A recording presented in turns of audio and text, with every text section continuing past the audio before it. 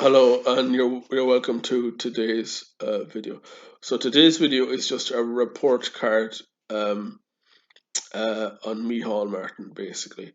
Now I'll contextualize it in a moment, but I just want to go into something important about U.S. presidency beforehand. So in post-war presidency, Roosevelt would have had 12 years because of the war. Then there was Harry Truman had 8 years and Eisenhower had 8 years. That's stability in government.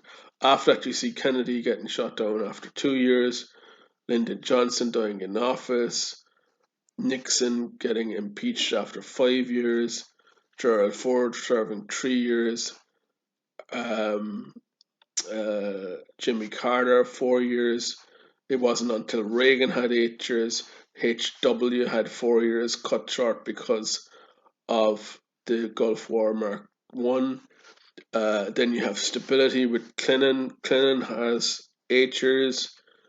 George W. The son has 8 years, despite defeating Al Gore and getting less of the popular vote than Al Gore. But it's about electoral college seats, right? So goes Ohio, so goes the United States of America. George Bush won in fair and square, but he lost the popular vote, and Obama got 8 years. Now Trump seems to have been really damaged. Uh, by the COVID thing and got only 4 years. And now Biden was born in 42, so we're now in 2023, so he's 81 years old this year. So is he going to stay till 86 years old? Highly, highly unlikely. So there's got to be, if a US president does not serve an 8 year term, there's got to be a valid reason why that doesn't happen. Because a guy called Gursky, who was a political scientist from Russia, made up a thing called the Iron Law of Oligarchy, also known as the Iron Law of Incumbency, which says that a president or a Taoiseach or a French president or a Chancellor of Bundeskanzler of Germany has the power to buy an election, basically, and that you can buy the election because what people who are in opposition or an ordinary citizen says, it's all our money. Fuel tax, corporation tax, value added tax is all our money, and the least you could do is hand it out in the budget. But what the government says, we are giving out Haribo at a Justin Bieber concert to pensioners with 20 euros in the budget, and we are doing it as a personal favour, even though the blooming corporation tax has been surplusing billions in Ireland for years now. So the dole and the old age pension should be about 450 euros instead of 225.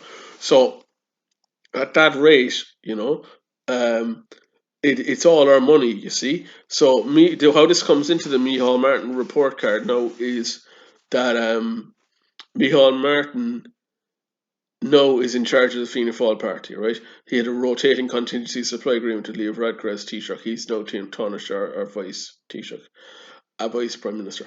And at this moment in time, in the latest opinion poll, with a margin of error of 5%, Fianna Fáil have 18% of the vote, and Sinn Féin have 33%.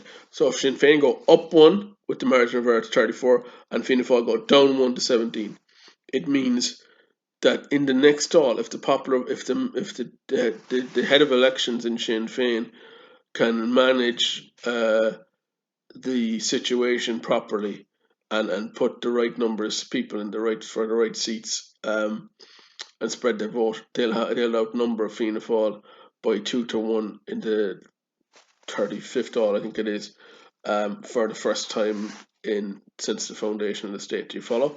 So um, that means that Micheál Martin, because the next election is penciled right for March 2025, and they're not calling an early election. So Fine Gael and Fianna Fáil, if they want to stay together as buddies, are going to have to buy the election. By this budget, like in the next 2 weeks, and the next budget next fall, 2024.